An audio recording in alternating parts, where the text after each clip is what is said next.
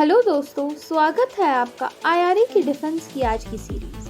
तो चलिए बात करते हैं बेहतर मैरीटाइम सर्विलेंस के लिए इंडिया पर और बोइंग P-8I खरीदने का प्रेशर है। इंडियन नेवी फिर से कंसिडर कर रही है कि 6 और Boeing P-8I maritime surveillance aircraft purchase करे, जो पहले बजट कॉन्स्ट्रेंट्स की वजह से स्टॉल हो गया था। अभी नेवी के पास 12 P-8I हैं और उनका कहना है कि 18 होने चाहिए ताकि इंडियन ओशन रीजन IOR में सर्विलेंस और स्ट्रॉन्ग हो सके, स्पेशली जब चाइनीज नावल एक्टिविटी बढ़ रही है।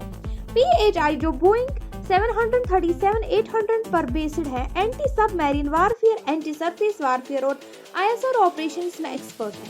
पहला ये डील कॉस्ट की वजह से रुक गई थी, पर अब चेंजिंग स्ट्रैटेजिक नीड्स और यूएस डिफेंस कॉर्पोरेशन के चलते दोबारा रिव्यू हो रही है। इंडिया अपनी नेवल फ्लीट मॉडर्नाइज करना चाहता है ताकि मैरीटाइम सिक्योरिटी स्ट्रांग हो सके। बढ़ते हैं एक और खबर की ओर।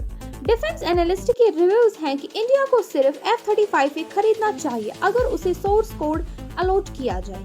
इंडिया की पोटेंशियल F-35 परचेज पर डिबेट हो रही है, जिसमें एनालिस्ट रनीश राजन ने कहा है कि इंडिया को मिशन कंप्यूटर और AESA रैडर का फुल एक्सेस मिलना चाहिए, जैसे इसराइल के F-35I आदर को मिला है, ताकि इंडियन और रशिया जेट्स के साथ बेटर इंटीग्रेशन हो सके। यूएस कस्टमाइजेशन, वेपन इंटीग्रेशन और सॉफ्टवेयर कंट्रोल पर रेस्ट्रिक्शंस लगाता है।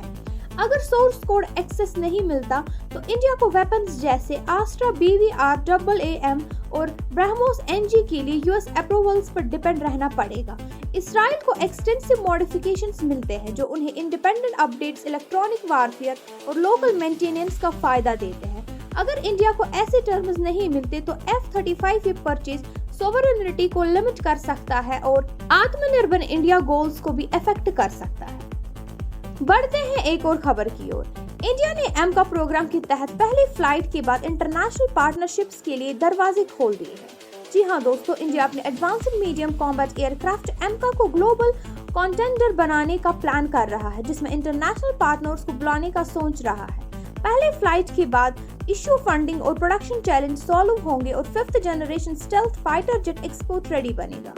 एमका इंडियन एयरफोर्स IAF को मॉडर्नाइज करेगा और ग्लोबल डिफेंस मार्केट को टारगेट करेगा। एडवांस स्टेल्थ टेक्नोलॉजी उन देशों के लिए जो अब तक एक्सेस नहीं कर पा रहे हैं। कॉस्ट कम करने के लिए इंडिया इंटरनेशनल पार्टनर्स को इंक्लूड करने का प्लान कर रहा है, जिसे इकोनॉमीज और स्केल बनेगी। काफी देश ऑलरेडी इस प्रोग्राम को देख रहे हैं और पहले फ्लाइट के बाद और भी देश जुड़ने की उम्मीद है, जो इंटरेस्ट और कोलैबोरेशन को बढ़ाते हैं। हमारे साथ बने रहने के लिए शुक्रिया। मिलते हैं अगली खबर के साथ अगली वीडियो।